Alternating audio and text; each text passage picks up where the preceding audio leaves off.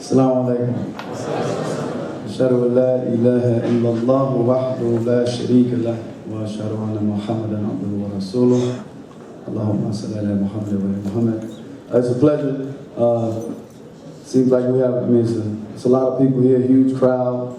Seems like a fun crowd. The two speakers before me mentioned something about community before I began. And I was told a story before I came about this anthropologist designing a game for African children.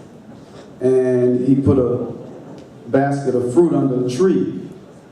And he told them if the first one that can reach that tree can have all the fruit to themselves. So what these African children did was they joined hands and they ran together. And they all got there at the same time and they sat and enjoyed the fruits together. And the anthropologist was perplexed. He asked me, he said, why did you do that? He says, Ubuntu. He said, which means, well, how can I be happy? How can one person be happy when the rest of us are sad? And he says, Ubuntu means, basically, it's a philosophy that I am because we are. And when we look at, that's Islamic. When Allah says, He will never change the condition of a people until you first change that which is in yourselves. Or another rendition, He will never change the condition of a society until you change your societal selves. So alhamdulillah, I think it's important that we continue to, have events like this, to come together. And I was looking at the, brochure, and they have a lot of things planned, the tutoring, the activities. And this is something, for me, even growing up, we didn't have. So please take advantage of it. And hopefully through your efforts, that the community will continue to grow and prosper, alhamdulillah. I've been asked to come to, I'm going to get to it because I know we started late, but I've been asked to speak a little bit about my life experiences. And I think the experiences that we have in life has the potential to either bring out the best in us or to bring out the worst in us. And I like to think that the things that I've gone through and the fact that I'm here now and the fact that Allah has blessed me to embrace Islam, that the best has happened. I was fortunate to spend about 9 years in the NBA, 6 with Denver, 2 with Sacramento Kings, and 1 with the Grizzlies when they were in Vancouver.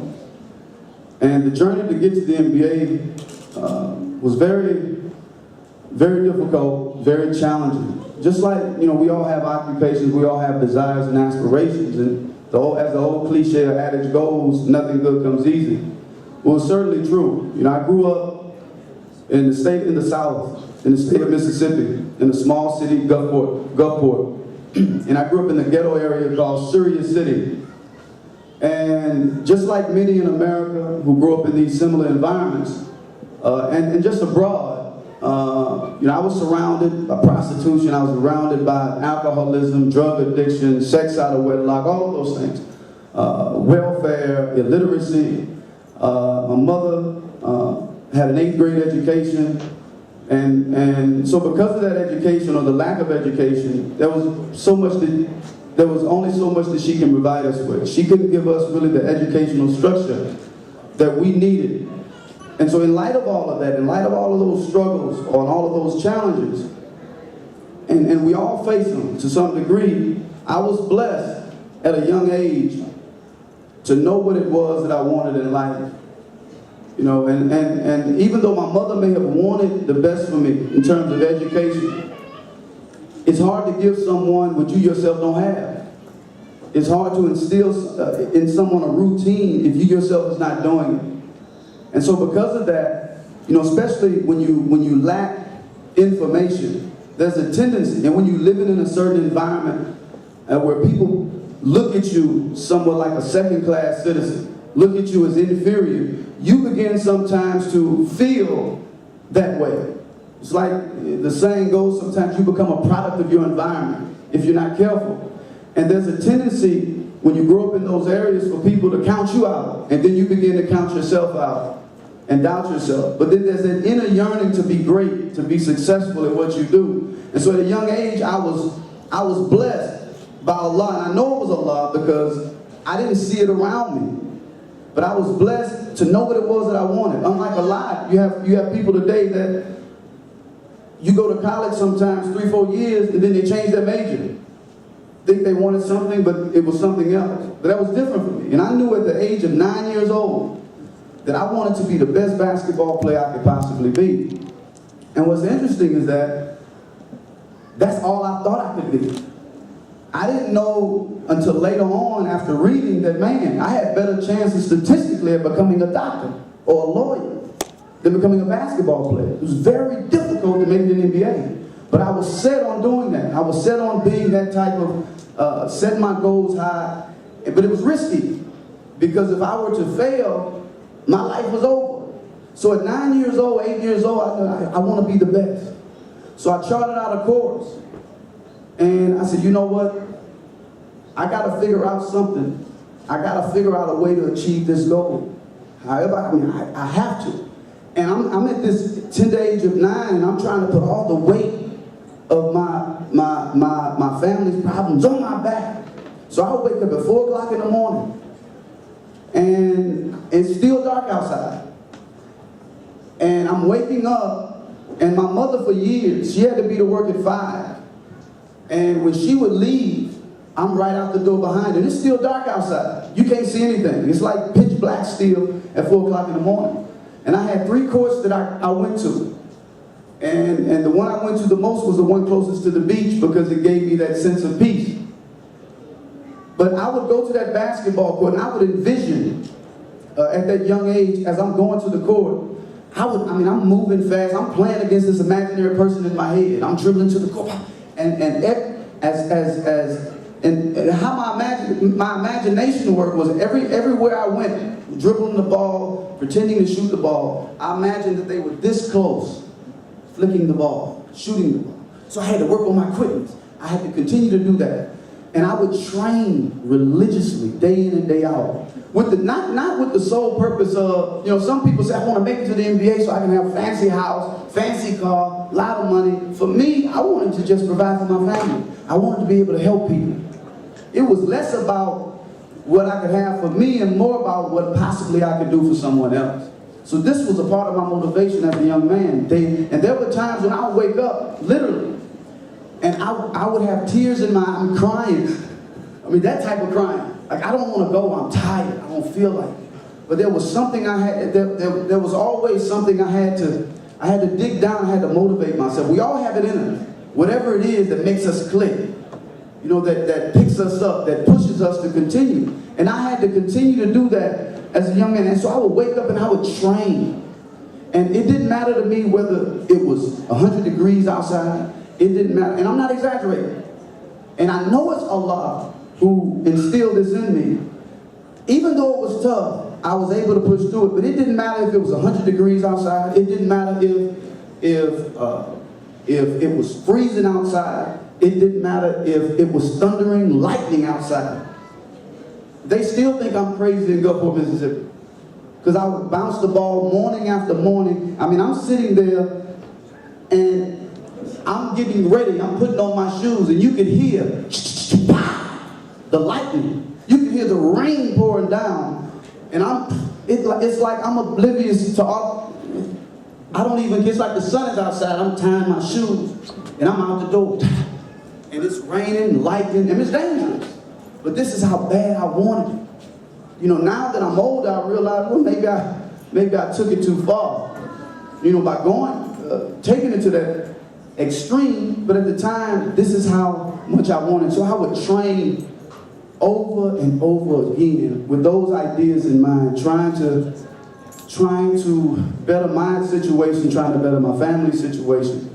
And it was tough because as a young man, you're doing all of this and you're putting all your marbles in one basket with this major risk of failing, and then having nothing else to show for it, having nothing to fall back on.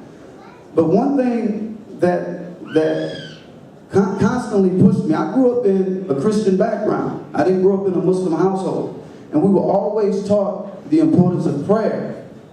But not just prayer alone, prayer with action.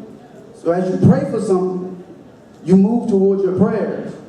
And so as a young man, I was that little kid that I was always praying and asking God, please bless me to be able to be a benefit to humanity. Bless me to do something, that's worth remembering, that's worth value. And I was that kid. I was the one that at night would watch late television programs and seeing starving children and crying my behind off because I wanted to help. So I was that person. So everything that I prayed for, and as I look back, and I'm going to move on, but the more I prayed, the more, and I didn't know where this was going to take me. I just knew I had to do something. And the more I began to do that, pray, move toward my prayers, the more I began to train, Allah began to open doors for me. As a young man, I remember being in elementary school, and I don't really like talking about these accolades or the things that I did because I don't want it to come off like I'm bragging. Allah knows I'm not, but I'm getting to a point. When I was in elementary school, and I'm training, and I used to always play against older guys, because I said, well, look, if I play against these older guys, they'll make me better as a player playing against my own age group. And whatever I thought, I did it. It didn't matter how crazy it seemed. I'm not a guy that follows tradition so much. I use it, but I'm thinking outside the box. Basketball, a lot of times, a right-hander, they're like this, they lead with their right.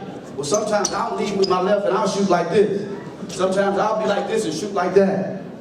I'm faced this way, I'll shoot like that. You over there, I'm shooting with my right, shooting with my left. You down, I'm shooting high.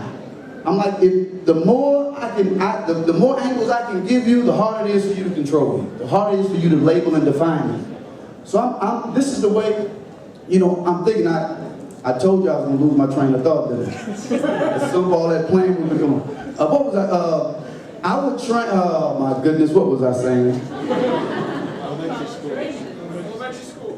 Elementary school, alhamdulillah. Okay, elementary school, the more I trained, I remember being in elementary school, and we were playing some games, and the score was 43-46. We lost, but I had 42 of our 43 points. Almost beat the entire team. One game it was 36-43. I had all 36. So I started to see progress. People started to mention my name, like, wow, I'm getting somewhere. I got to keep on doing this. I get to junior high school. I played for the varsity all 3 years. Star playing for the varsity. Like, wow. Now, when I was younger, elementary, I got caught up a little bit because, again, you're the product of your environment somewhat. But deep down in your heart, you know what's best. But sometimes it's hard to do it because you see everybody else doing the opposite. And I got caught up when I was younger being very arrogant when I was young. I was playing with older guys. The game was easy to me. Talking noise, talking crazy. Until one older guy, and I don't remember him to this day, he cursed me out.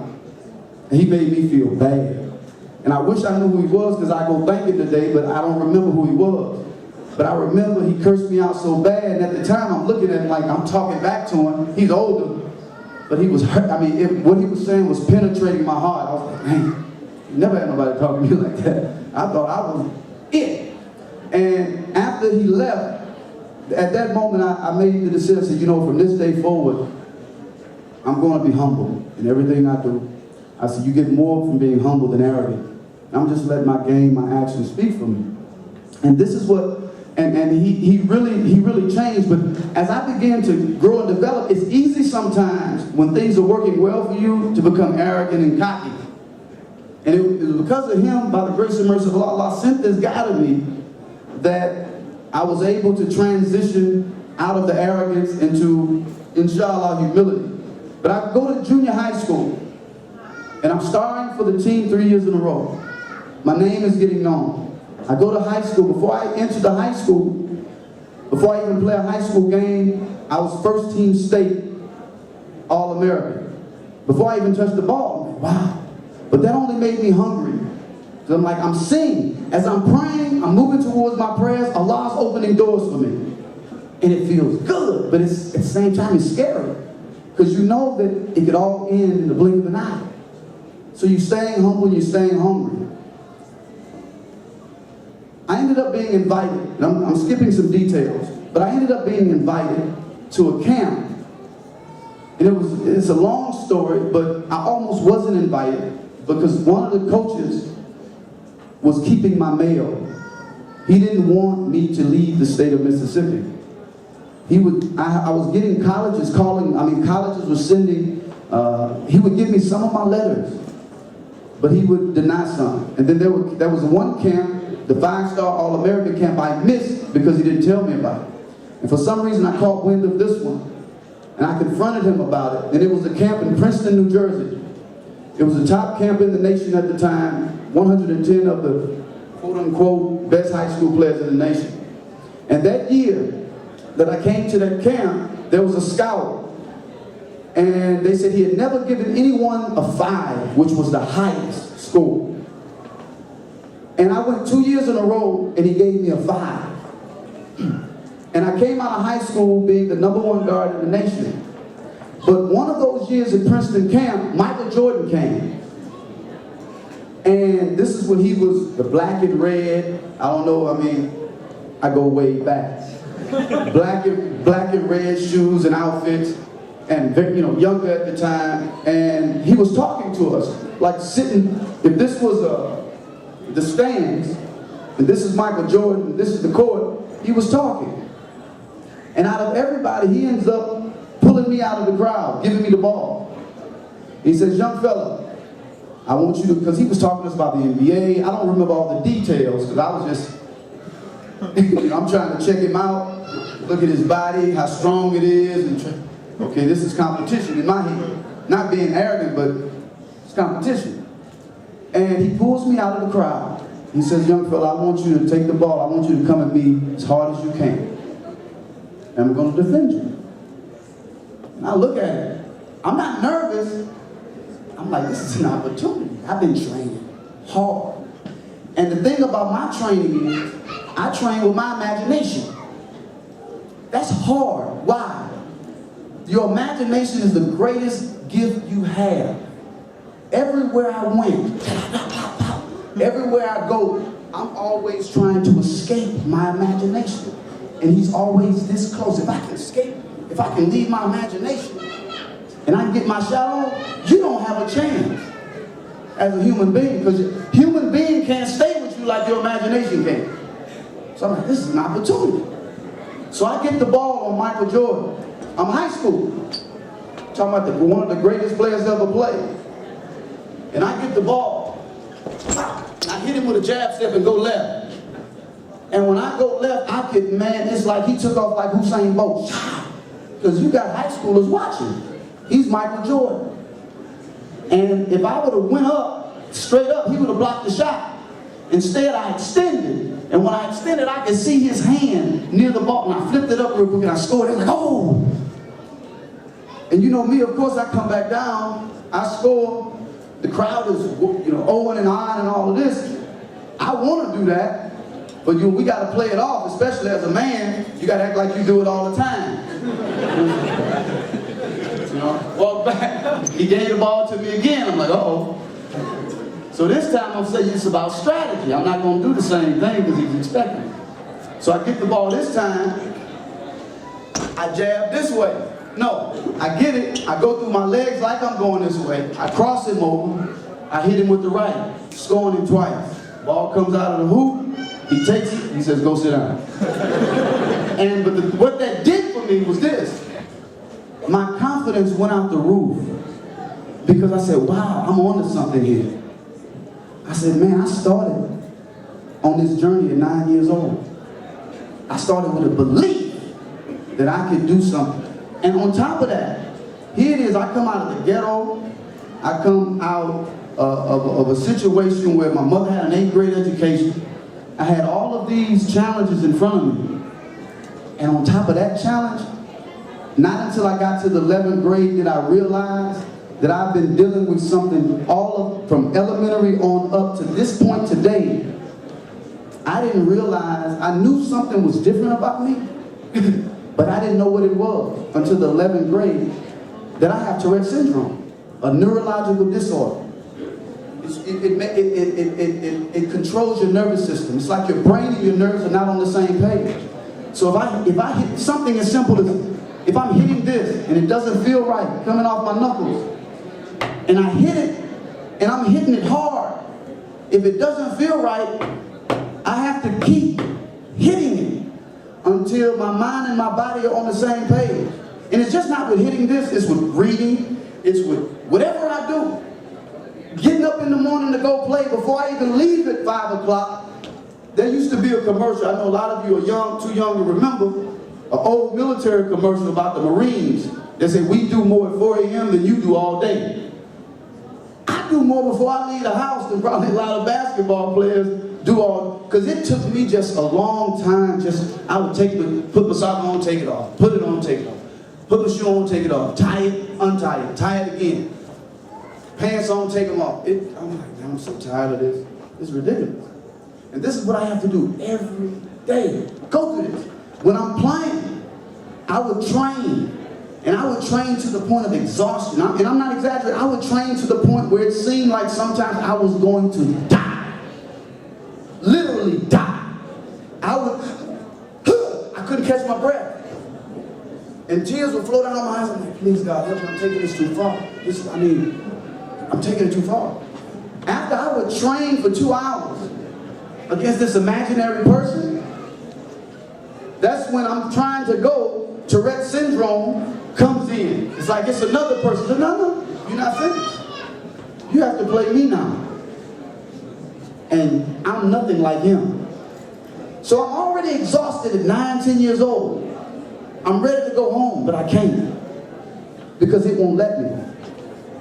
And so here it is, I'm playing, and you have to, in my mind, if I say I have to make 10 shots, and they all have to go all net, I can't continue, I can't leave, and I have to be full speed, and I'm tired, already about to die, and I gotta shoot it, and it's gotta hit all this. I'm on my 10th shot, and it skims the rim, I gotta start all over again. So that 10-shot routine might take another hour, hour and a half. So you imagine doing this every day, every day, every time you go to the course. So that's why sometimes I wake up and I'd be crying. I knew what I had to go through. I knew I couldn't escape that. But it's a blessing, because I don't think to this day that if I wasn't given this disorder, that I'd be the person that I am today. Because I think we all have weaknesses and we all have strengths. But I think Allah gives us these strengths to overcome our weaknesses. And when I look at it now, I say, man, I think He's giving me this to balance me off. Because Mahmoud would have stopped after that first hour and a half of training. But the other side, because of Tourette's, it made me go where I myself wouldn't have gone without it. It pushed me to become great in the hopes of becoming great. So when I went through all of that, Jordan, I'm like, wow. I think about all of that, I'm like, man, Allah, as I prayed, I'm moving toward my prayers, Allah began to open doors for me. And it gets to the point where, okay, I go to my college and playing with LSU, and I remember the journalist telling me, he says, what do you expect of your career? What do you want it to say for itself when it's over? I said, if I can average 13 points, 7 assists for my career, that would be wonderful. And I was serious. My dreams were bigger. I was like, that's reasonable. I'm coming from Mississippi. I'm undersized, playing against bigger and taller and stronger guys. 13.7 assists, decent. But of course I want better. My first game I had 13 and 7, 12 and 7. I said, okay. Second game I had 21. Okay. Coach Brown stops me at the door. He says, we need you to score more. I said, Coach, I'll try. My third game of my freshman year I had 48. Then 36, and then national televised game against the top team in the SEC. At their gym, I ended up with 53. And I was terrified. I was scared. I'm saying to myself, something's gonna happen to me. I know it. I'm gonna get hit by a truck. The plane gonna crash. This is too good to be true. This is not supposed to happen. And we got on a plane that night. And I remember when I got into the bus, I'm looking out the window and I'm crying. Because I know something's gonna happen.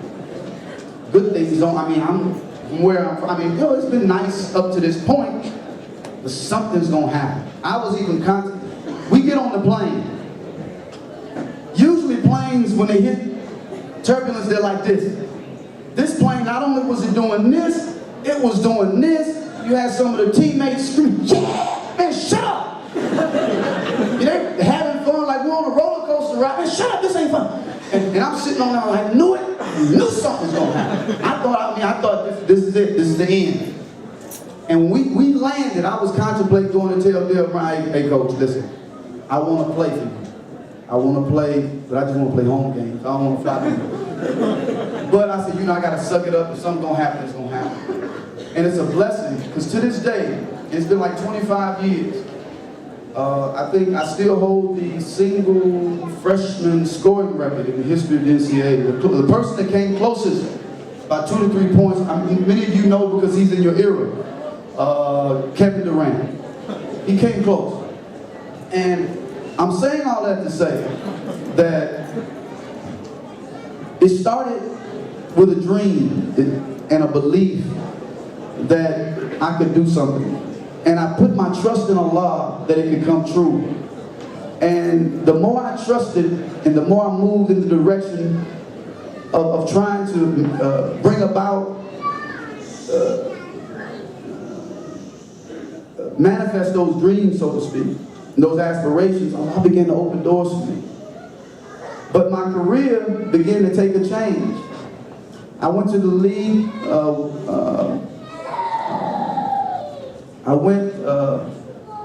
I was ended up drafted number 3, first round. And I go to Denver. And after my first year, because all of this time in high school and college, I began to question things. I began to question my faith. And for me, not speaking of anyone else, if we have people who are Christians or Jews or what have you, no offense, but for me, it just didn't add up. And the more I would ask, I would get, well, you just have to believe, you can't question God. That was unsatisfactory to me. And I carried this with me for years until I was at LSU, and I never heard of this personality, sadly.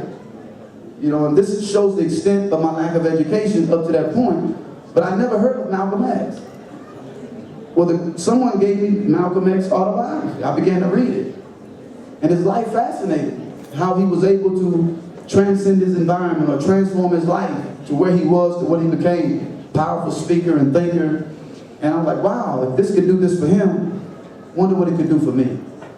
And so, I go to my first year in the NBA, and I was that kind of guy. I would turn, I'm passing by a church, I would turn the radio off. I'm trying to do things the right way. I had crosses on my shoes, in my pants. I'm searching. I want the truth. And I go to the NBA, and I meet this guy. We were in contact. He was a priest, and he had a protege named Mark James from New York. And we became close. And make a long story short, he said he knew this Muslim brother who worked at the airport. We can go get the Quran. I said, wow. But before that, Islam came up in conversation. I said, you interested? He said, yeah. I said, wow, okay. We didn't know. So we rushed to the masjid, picked up the Quran, came back. I don't remember the pages I read. I opened it up like 2-3 pages later. I looked up at it. I said, I don't know about you, but I'm a Muslim. I'm going to be a Muslim from here on out. That's it. And when I ended up accepting Islam, it's like my world opened up. It's like I began to read more, especially during Ramadan when I was told that it's highly recommended to read the whole Quran by the finish of it. I've never finished a book in my life. The first book I ever finished reading, I read, I could read, but Tourette's makes it difficult sometimes because you're reading, and if the word don't roll off your lips right, you got to go back over it. If it doesn't roll off your lips and your mind right, you got to go back over it. If it does all of that correctly and you don't comprehend it, it's got to roll off your mind, your lips, and you got to comprehend it when you continue. The good thing is that, okay, it might take a long time, but believe me, when I finish, I got it. I know my material. So, what was I saying? Second time. First, alhamdulillah, I like you. First book I ever finished was the Quran. And it just opened my world up. And I began to study and read, and I began to do all those things until I began to read about politics and what's going on in the world. And that's when, boom, the bottom fell out. Because now I was told, actually when I became a Muslim, I was overweight when I first came into the league. They were like, overweight. I was depressed. I promise you, I was depressed. I was unhappy. You thinking, man, this guy just getting ready to go to the NBA, make all that money, do all this stuff. I was missing something that I needed.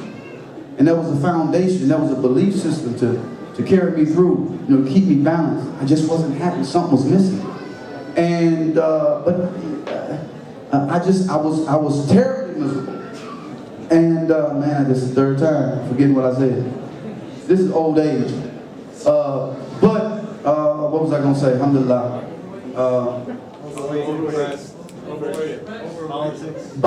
Politics. The bottom fell out. The bottom fell out because I began to question things. I began to develop a conscience. Because I grew up in the South. And for a long time I grew up and I used to see people and my parents, when they would confront white folks, they would be head down, submissive, but then behind closed doors they're cussing them out. And then you tend to carry those traits with you. It's like, why am I nervous if I feel like I gotta say something to this person? Or confront this person about something? Why do I feel that? I don't want to feel that way. This is not natural. You should be able to say what you feel, say, without any of those feelings. And it didn't make sense to me. And for years, I wanted to break those chains. I said, I don't want to live like this anymore. So I began to develop the more I read, the more confidence I became, the more conscience I developed. To the point where I made a personal decision that I don't want to stand for the flag anymore. Because of what I thought that the government represents globally. And it wasn't something that I did just to get attention, because for months nobody even noticed it until the general manager and someone else caught wind of it and wanted to interview me. Well, at that time I'm like, you know what, I'll talk about it. It doesn't matter. We talk about it on the bus, we talk about it on the plane, we talk about it on the street. Of course, if you want to ask me, I'll answer it. So I began to, when I did that, when I voiced that concern, when I made that statement, it broke loose. Media came out, was trying to assassinate my character, and before you know it, I was suspended from the NBA because I developed, quote unquote, a conscience. And I was at the point I don't want to play a game anymore. I'm tired of hiding. I'm tired of pretending to be strong and not. I'm tired of having something to say and feeling I can't say it. And so I decided, I say, from this point on, I'm going to live and die with a free conscience and a free soul, whether you like it or not. And let the chips fall where they may. And so all of those years of training, all of those things led to this point of becoming Muslim, having a conscience, only to see that the bottom drops out in terms of the basketball career. And they suspended me. They ended up allowing me back. But after that, the career just went downhill. My minutes decreased. And sometimes people do things thinking, well, he's going to come back around, he's going to conform, he's going to compromise. I said, well, inshallah, I'm going to never compromise. It is what it is. Allah's Al-Razaq, he's the best to provide. That's the way it is. I'm going to keep on moving. And, but it's because of, I'm going to conclude, but we all have choices that we have to make. And at the end of the day, we all have to live with those choices and be comfortable with those choices. And I just hope, I'm not bitter in any way, shape, or form. I'm thankful to Allah that I've gone through this journey. Because the greatest thing that ever could happen to me is not making it to the NBA. It's not being able to give my mother and buy my mother and family nice homes, to take care of them. None of that. For me, and this is just not a cliche, this is serious. For me, the greatest gift that ever could have happened to me is Allah blessing me to become a Muslim. Conscientious Muslim. Because through that, it gives me balance. It gives me perspective that I've never had in my life before. There's a quote by a person, non-Muslim, but it's a beautiful quote. George Washington Carver. I keep it in my kitchen. He says, no one has the right to come into this world, then go out of it without leaving behind distinct and legitimate reasons for having passed through it. if the only thing that I could leave in this world and push everything else aside, whether the fame, the money, if I can leave this world just with Allah being pleased with me and die in a state of conscious submission to Him, then I'm satisfied with that. Assalamu alaikum wa rahmatullahi wa barakatuh.